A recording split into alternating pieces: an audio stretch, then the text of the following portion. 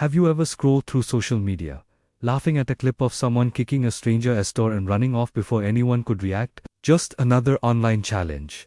Another moment of chaos that earns a few seconds of fame. But behind every door, there's a story. Behind every wall, there are lives, histories, energies that don't take kindly to being disturbed. What if I told you, some doors should never be opened, not because they hide danger, but because they protect you from it?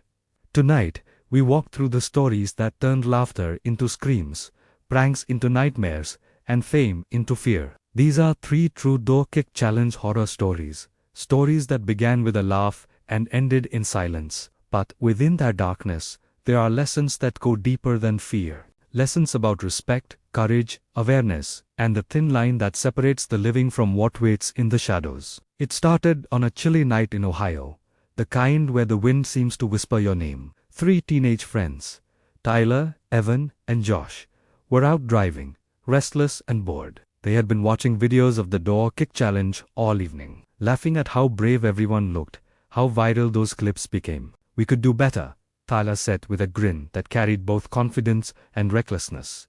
The camera light clicked on, their laughter filling the car. "Let's make ours unforgettable." They drove to an old neighborhood, the kind long forgotten by the world. Broken fences, flickering street lights, the air heavy with damp decay. The first few houses were easy. A kick, a laugh, a sprint. Adrenaline fueled them, and every successful run filled them with foolish pride. But then they reached a house that looked different. It wasn't abandoned, yet it felt hollow. Grey paint peeling from the walls, windows covered from the inside. But a faint light glowed behind the curtains. Not yellow like a bulb, but pale and cold, almost bluish. "This one's perfect," Tyler said, smirking. "Maybe we'll scare some grumpy old guy. Get his reaction, make it viral." Evan hesitated. "Man, maybe we shouldn't. Something feels off." Josh laughed it off. "Come on dude, it's just a house."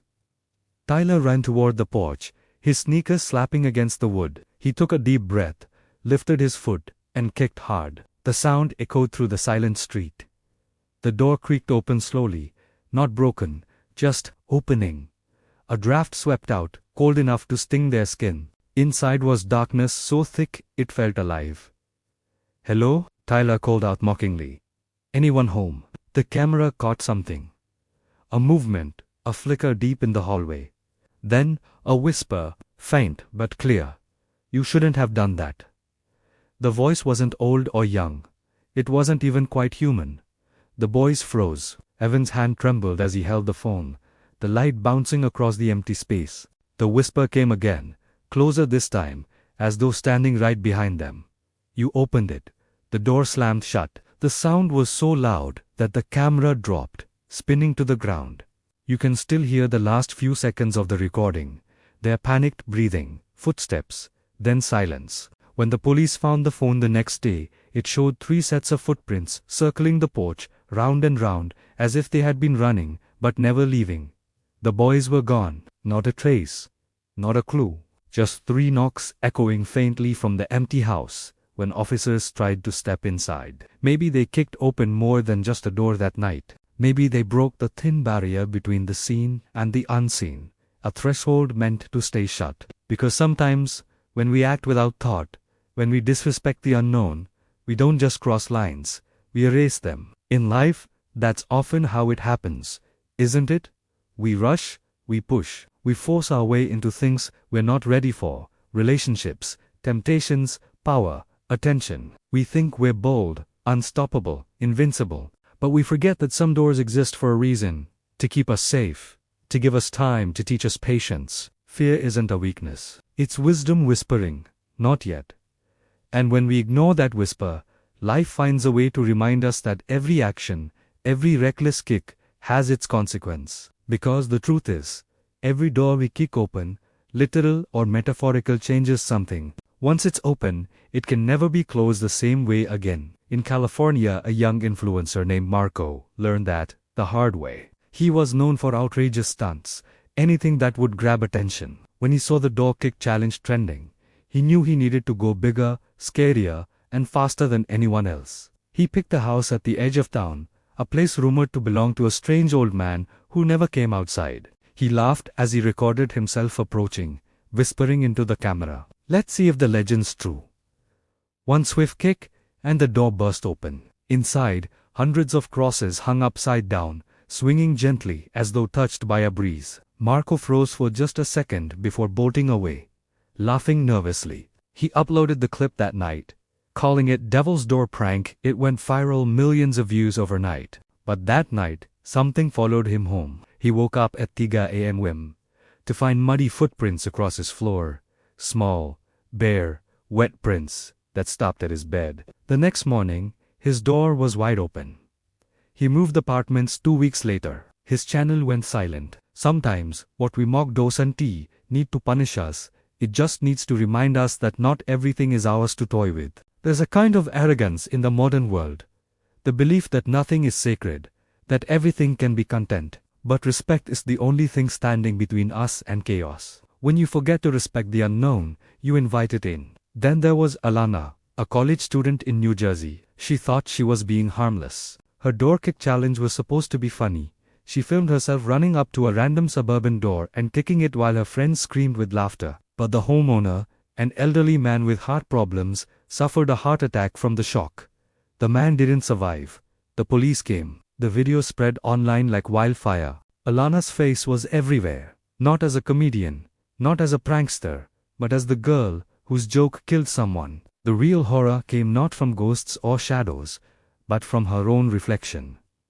She couldn't escape the guilt. Every time she closed her eyes, she saw his face, terrified, pale, frozen, in that last moment.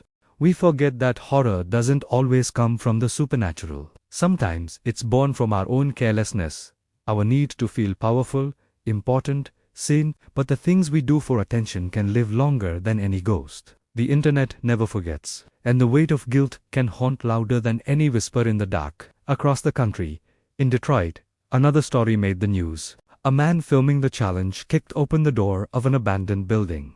He thought it'd be funny, a cool spot for a scare. But what he found was a narrow staircase leading down into darkness. He laughed nervously, shining his phone light down the steps, saying, "Anyone home?" The footage played back something strange, his footsteps echoing twice, as if someone else walked behind him. Then the light flickered, and he was gone. They found his phone days later, lying on the last step, no more sign of him. It makes you wonder how thin the line between life and death really is. One wrong choice, one careless step, one door opened in the wrong place, and suddenly, everything changes. Life is fragile, more than we like to admit. We walk through our days pretending we're safe, pretending we're in control, but one kick, one challenge, one thoughtless act can unravel everything. Maybe that's why fear exists, to remind us to move carefully through this delicate world. There was another boy, a high schooler in Texas, who didn't want to do the challenge at all.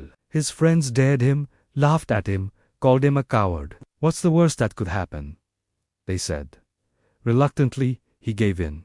They chose a random house, not knowing it belonged to a war veteran who'd lost his wife the same morning. The boy kicked the door, laughing, but when the door opened, the old man stood there, eyes red, trembling. "Please," the man said softly, "not today." The boy froze. He couldn't breathe. His friends stopped laughing. He whispered an apology and ran, tears burning his eyes. That night, he deleted his social media accounts and never joined another challenge again. Sometimes, the scariest thing isn't what waits in the shadows. It says the pain we cause by accident. Peer pressure is its own kind of demon, whispering that we need to fit in, to perform, to prove ourselves. But true courage isn't about taking reckless risks. It's about standing up to foolishness, about walking away when everyone else stays. In Louisiana, another man decided to make his own mark. He picked a rotting old house rumored to be haunted. He thought the screams people heard there were just stories. But as he kicked the door, his camera caught faint voices crying, "Help us." He froze, but it was too late. The energy of that place had clung to him. Days later, he claimed he could still hear those whispers in his house, in his dreams, in his head. Trauma leaves a mark, even on places. When you disturb it, you take a piece of it with you. There's a lesson there too. about pain, about history. The world is full of places scarred by loss, grief, suffering. To walk into them carelessly, to mock them, is to disrespect the memories that linger there. Energy doesn't die, it lingers. And when you cross it without empathy, it remembers you. Another student, curious and fearless, went into an abandoned asylum to record his version of the challenge. He thought he was debunking myths. He streamed it live, the chat filled with laughing emojis. But when he reached a hallway lined with doors, he kicked one open, and his flashlight caught something crawling on the ceiling. The camera fell, showing only flickering light and distant scratching. Viewers thought it was fake, until the police found his phone, but never found him. Curiosity is a beautiful thing, but without caution, it becomes destruction. We are drawn to mystery, but not every mystery is meant to be forced open. Some knowledge requires patience, reverence. To force it is to burn yourself in the pursuit of light. And finally, there was a young man in New York, arrogant, overconfident, untouchable. He kicked open an elderly woman's door and filmed her terrified reaction, laughing as she screamed. Months later, he came home to find every door in his apartment kicked in, perfectly shattered, one by one. Nothing was stolen, but the message was clear. What you send out into the world always finds its way back. Because every knock echoes, every act of disrespect comes back in a way you might never expect. The energy you release, good or bad, circles back.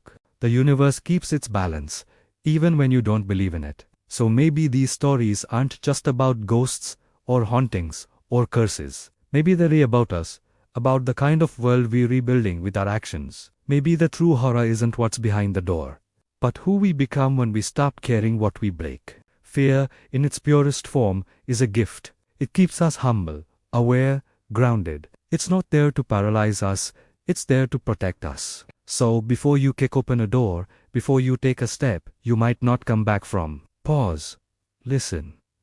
Maybe what's behind that door isn't meant for you. And if you ever find yourself standing before a door in life, a decision, a temptation, a moment that calls you recklessly forward, remember these stories.